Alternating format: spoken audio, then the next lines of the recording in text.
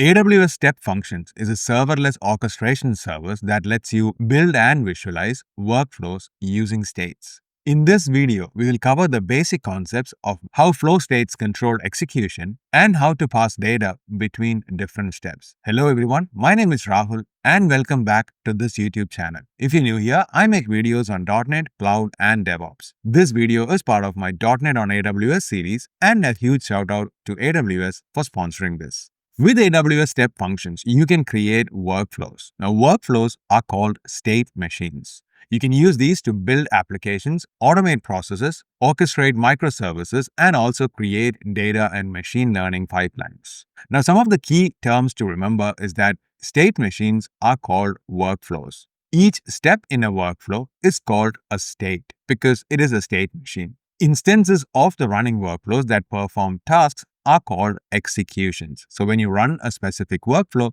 it's referred to as an execution. These are the basic high-level concepts that you need to remember when using step functions. Now, there are two different types of step functions. One is a standard and the other one is an express. Now, the main difference between these is that the standard, each step or the state is only executed exactly once. However, in an express, it is an at least once guarantee, which means it can be executed more than once. There is also a time limit on the express workflow. The express workflow can only run for up to 5 minutes, whereas the standard one can run for up to 1 year. Now, you can find the detailed differences between these two in the documentation, which will be linked in the descriptions. Now, some of the example use cases for workflows is when you want to orchestrate tasks or choose tasks based on some condition. You can retry tasks or you can even introduce a human into the loop, as you can see here. You can also use workflows when you want to process data in parallel and execute multiple steps, or when you want to dynamically process data elements with a map.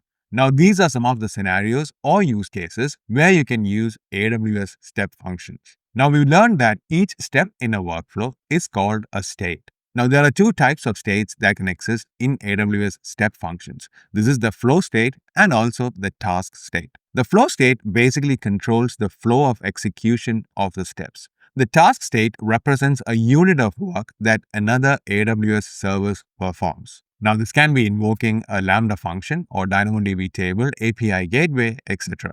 So let's build our first workflow and understand some of the basic concepts that we have seen here in Step Functions. So let's head over to our AWS console and click Get Started. Now this prompts with a dialog which gives you 3 different options to create a state machine. You can choose a template or you can create your own or you can see the example one. Now in this case, let's choose Create Your Own and start from a blank template.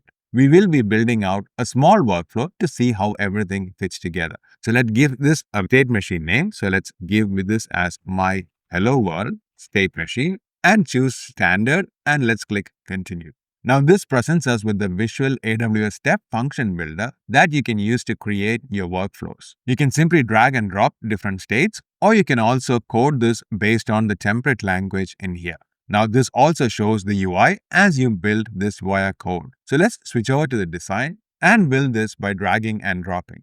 As we mentioned, we have the different states. So you can see here the actions represents the task states.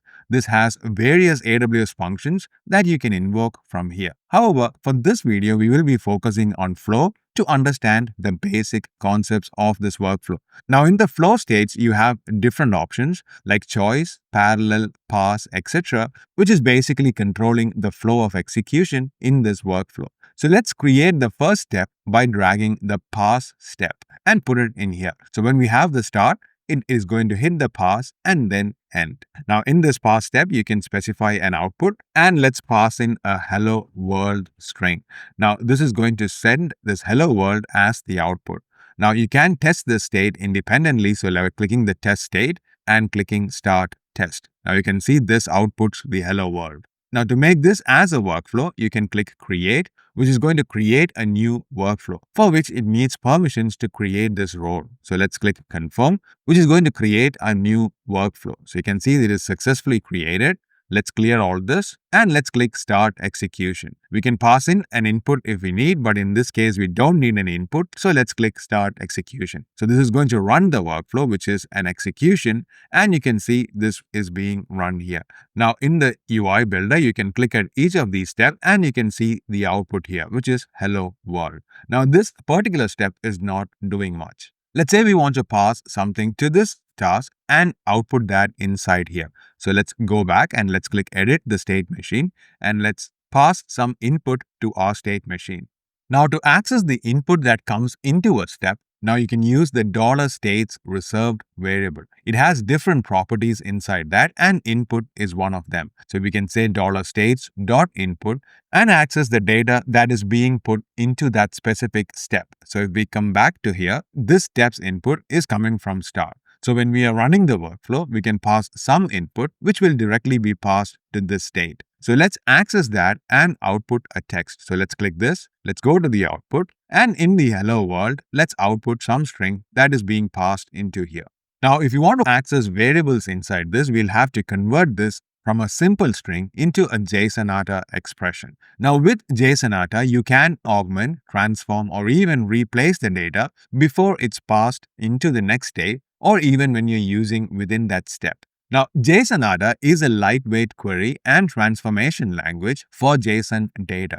Refer to this documentation to understand more about it and how to use for the different use cases that you might need within your application. But to opt into JSON, what we need to do is start with a braces and a percentage symbol. So you need to enclose all that strings inside a percentage bracket, which then treats this as a JSON expression. Now, in this case, we need to combine this hello world with a string that is passed in as input. So let's pass this as single quotes.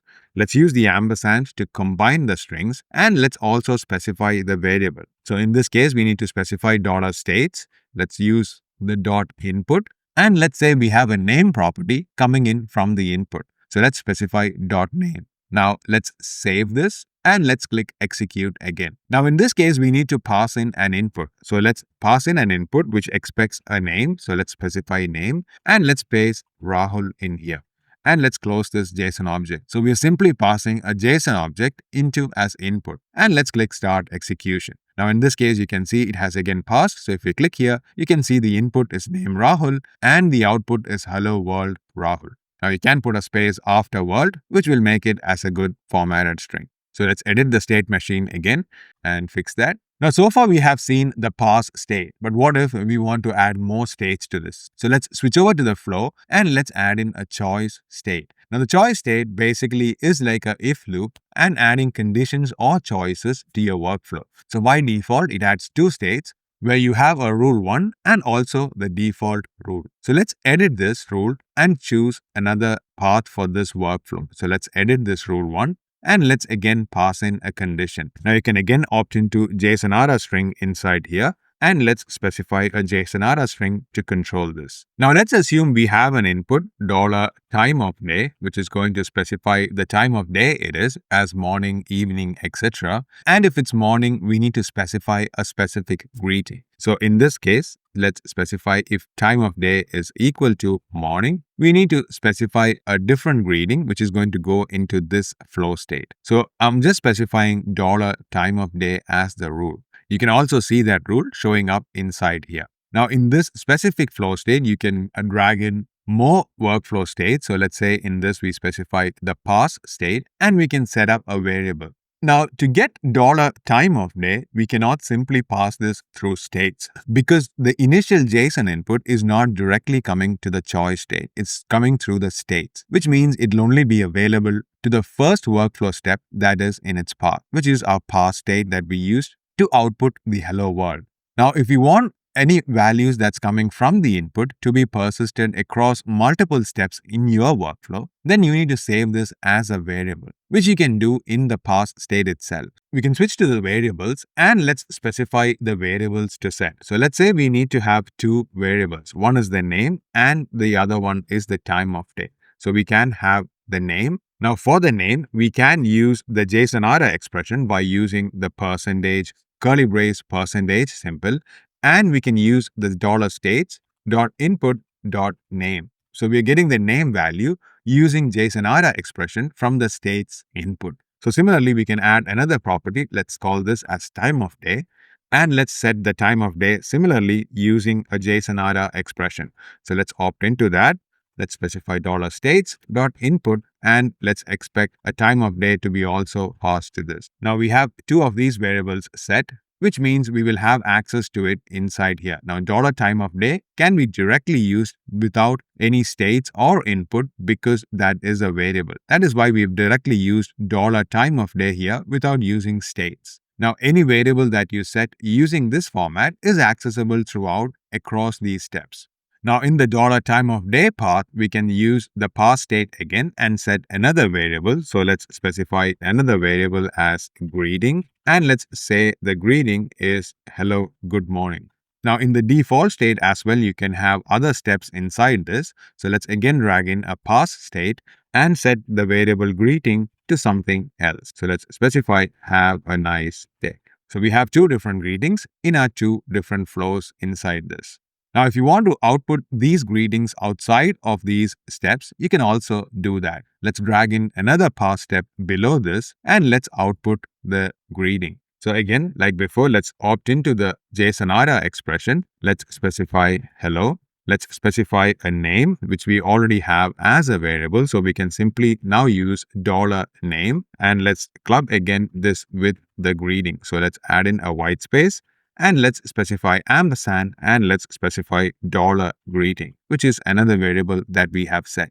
Now, right now, you can see this hello message is only working for this specific flow. Now, if you want to change this flow also to print this message, you can click this state, go to the configuration and specify the next state and choose the pass state 3. Now, to make this easier and readable, you can specify in the configuration different names. So let's specify this as morning greeting and let's specify this as default greeting. In this specific step, we're going to say this as print greeting. So now we have introduced variables and we have also seen how we can access these variables across these different steps. Let's run this and see this in action. So let's click save. Let's click execute. So let's pass in our variable. So in this case, I'm going to pass name and time of day. I'm leaving the time of day as empty so that it goes through the default flow. So let's click start execution, which is going to pass through our workflow. So you can see it hits the choice state and it chooses the default greeting because time of day is empty. Now, if we look at each of these steps, you can see the values that's coming in and out. So you can see the hello world Rahul is coming as the input. But if you switch over to the variables, you can see the greeting is being set here. Now, this is only showing used variables, which is why it is not showing the other variables that's available. But however you turn that off, you can see name and time of day as the variables that's coming in to this step. Now, if you look at the print greeting and look at the output, you can see hello Rahul and have a nice day. Now, if we were to run this again, so let's say new execution and let's change this to be morning and let's run this again. Now, in this case, it is going through the morning workflow and it's setting the variable in this case to be good morning, which means the print greeting will also print that. So if you look at the input output, you can see hello Rahul and it says hello, good morning. Now, if you select each of these steps, you can also see the definition in the Amazon state language. So this is how you can define the state using code. Now, even if you switch to code, you can see the entire definition, which is now being automatically generated based on the UI that we dragged and dropped. Now, you can put this inside your source control and then set up your state machines as well. Now, you can define state machines using just the step language if you are familiar with this. So for each of the steps in the design step, you can see the appropriate definition on the right side pane and see how this is getting defined. Now, you can use this definition to be in your source code and also use that to deploy and create step functions using GitHub Actions. I hope this gives you a basic understanding of AWS Step Functions and some of the main building blocks in it. In a future video, we will be learning about the task states and seeing how we can connect our workflow to other AWS services. If you want to be notified when that video comes out, please make sure to hit the subscribe button. It also helps me to grow this YouTube channel. Thank you and see you soon in the next video.